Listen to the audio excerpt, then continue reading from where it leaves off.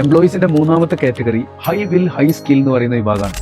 വളരെ സ്കിൽഡ് ആണ്, ഏത് ഉത്തരവാദിത്തങ്ങൾ ഏറ്റെടുക്കാനുള്ള സന്നദ്ധതയും ആറ്റിറ്റ്യൂഡും ഉണ്ട്. ഇവർ ശരിക്കും പറഞ്ഞാൽ നമ്മുടെ സ്ഥാപനത്തിൽ ഹൈ പെർഫോമേഴ്സ് ആണ്. സ്മാൾ ആൻഡ് മീഡിയം ബിസിനസ്സുകാർക്ക് ഇത്തരക്കാരെ വളരെ കുറച്ച് എണ്ണേ കിട്ടുള്ളൂ. കാരണം ഇവരെ അട്രാക്ട് ചെയ്യുന്നത് എപ്പോഴും ബ്രാൻഡുകളും സൂപ്പർ ബ്രാൻഡുകളുമാണ്. ഇപ്പൊ നമ്മുടെ കയ്യിലുള്ള വിരലിലെണ്ണാവുന്ന ഇത്തരം ഹൈ പെർഫോമേഴ്സിനെ, ആറ്റിറ്റ്യൂഡും സ്കില്ലുള്ള ഈ ടീമിനെ ഇവരെ എങ്ങനെ കൂടെ നിർത്താം, ഇതാണ് നമ്മളുടെ പ്രധാനമായിട്ടുള്ള ഒരു ചലഞ്ച്. നമ്മുടെ ബിസിനസിന്റെ കോർ ടീം ഫോം ചെയ്യേണ്ടത് ഇവരെ വെച്ചിട്ടാണ്.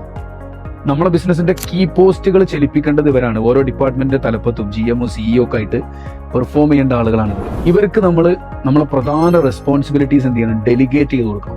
നമുക്ക് ട്രസ്റ്റ് ചെയ്യാവുന്ന, നമുക്ക് വിശ്വസിച്ച് നമ്മൾ ഏത് പ്രധാന ഉത്തരവാദിത്വം ഏൽപ്പിക്കാവുന്ന ഒരു വിഭാഗമാണ് ഇവർ. അങ്ങനെ ഒരു ഡെലിഗേഷൻ കറക്റ്റ് ഈ ടീമിന് കൊടുത്തിട്ട് ഈ കോർ ടീം റൺ ആകുമ്പോൾ മാത്രമാണ് നമുക്ക് ഡേ ടു ഡേ ബിസിനസ്സിൽ ഇൻവോൾവ്മെന്റ് കുറക്കാനും ഒരു ബിസിനസ് ഓണർക്ക് എക്സ്പാൻഷനെ കുറിച്ച് ചിന്തിക്കാനും പറ്റുള്ളൂ. ഇവർക്ക് നമ്മൾ ഗ്രോത്തിനുള്ള ഓപ്പർച്യൂണിറ്റീസ് കൊടുക്കണം, നല്ല ഫൈനാൻഷ്യൽ ബെനിഫിറ്റ് കൊടുക്കണം.